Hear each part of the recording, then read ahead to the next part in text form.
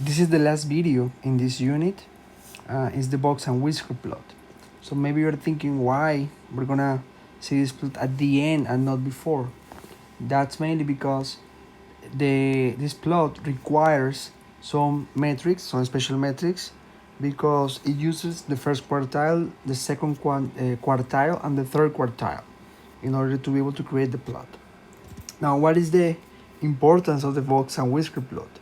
Since it shows Q1, Q2, this is the median, Q3, then you have an idea of how the data is distributed, and you can see even if there is some sort of skewness in the data set. In addition, the name of this plot is box and whiskers because there are two whiskers, one to the left and the other one to the right. So the nice thing about the whisker is if there are observations that are below the left whisker or above the right whisker, then those are considered as extreme values or outliers.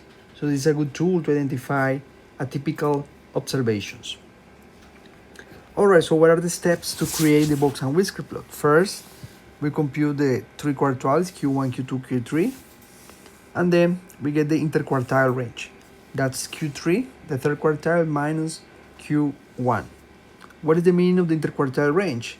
It's the distance where we have located 50% of the observations. That is in the middle, right? The inner 50%. So once we know the Q1, Q2, Q3, we draw a line and indicate the three quartiles. Once we have that line, we will create a box that goes from Q1 to Q3. And finally, we add the whiskers, the left whisker and the right whisker. For that purpose, we have this rule. There is a function that will allow you to know how far we're going to extend the left and right whiskers. So for the left whisker, we'll pick the maximum value between the minimum and Q1 minus 1.5, the interquartile range. And for the right whisker is the minimum value between the maximum and Q3 plus 1.5, the interquartile range. And as I said earlier, if there are points outside the whiskers, then those are extreme values or outliers. Let's check this example where we have 60 observations. The minimum value is 4. The maximum value is 145. So let's organize the information. Minimum value equal to 4. That's positive. It looks like negative 4, but it's 4. And the maximum value is 145. Then we need to get Q1, Q2, and Q3. So I'll give you all the information right away. You know how to find it. So the position for Q1 is 15.25. Position of Q2, 30.5. And position of Q3, that'll be 45.75. With that information, you can get the quartiles. So Q1 is the same as the position. That's a coincidence. It's 15.25. Q2, it's 34.5. And Q3 is equal to 60. So once you know the quartiles, you can compute the interquartile range, where we have 50% of the observations, the IQR. So as Q3 minus Q1, this is equal to 44.75. All right, now let's just draw the plot.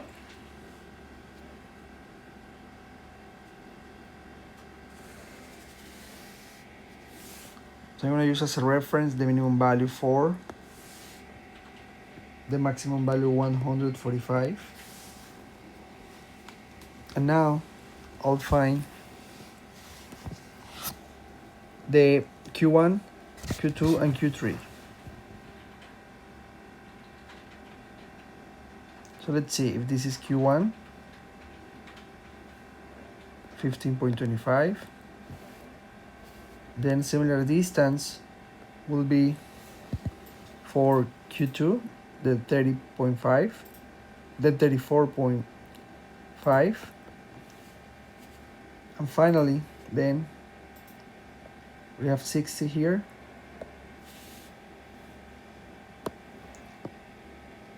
So I'm gonna move a little bit the maximum value to make it a little bit more adjusted to the scale. Alright, so once we know the quartiles, then we can draw the box, which it goes from Q1 to Q3. The height doesn't matter. And we know the median value is the line inside the box. So once we know this information, now let's compute the left and right whiskers. So for the left whisker, the rule is max between the minimum value, that's 4, and Q1 is 15.25 minus 1.5 times interquartile range, 44.75. So this is a negative value. That's a small number. Then the maximum value is 4.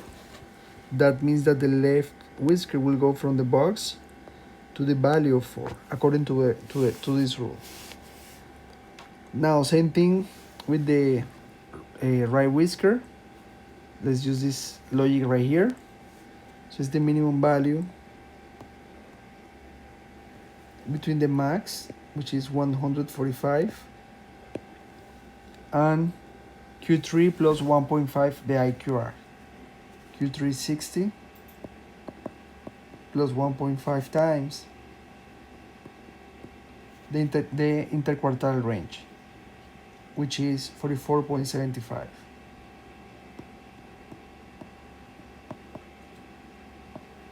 If we compute this value, it's close to 127.125.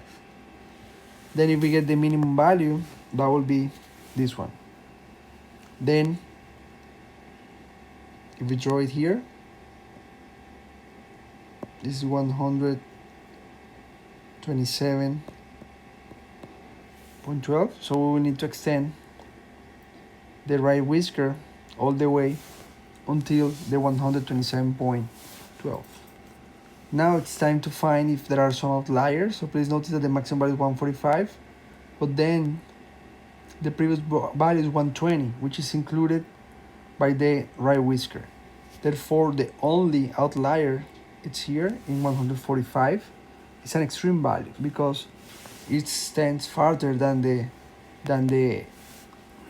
right whisker. So that's a suggestion that the point it's an outlier. Okay, so that's one of the main uses of this plot, in addition to the information that it provides with the quartiles. So here we get an idea of how our data is distributed. So we know that 50% of the observations are in this first part. It's a small distance, but the second 50%, the other 50% of the observations are spread in a higher distance. That's an indication of skewness in our data. So these type of things can be analyzed when we use the box and whisker plot. That's why this is a useful tool in statistics to get a summary of our data. Alright guys, that's everything in this unit of descriptive statistics. I'll see you in the next unit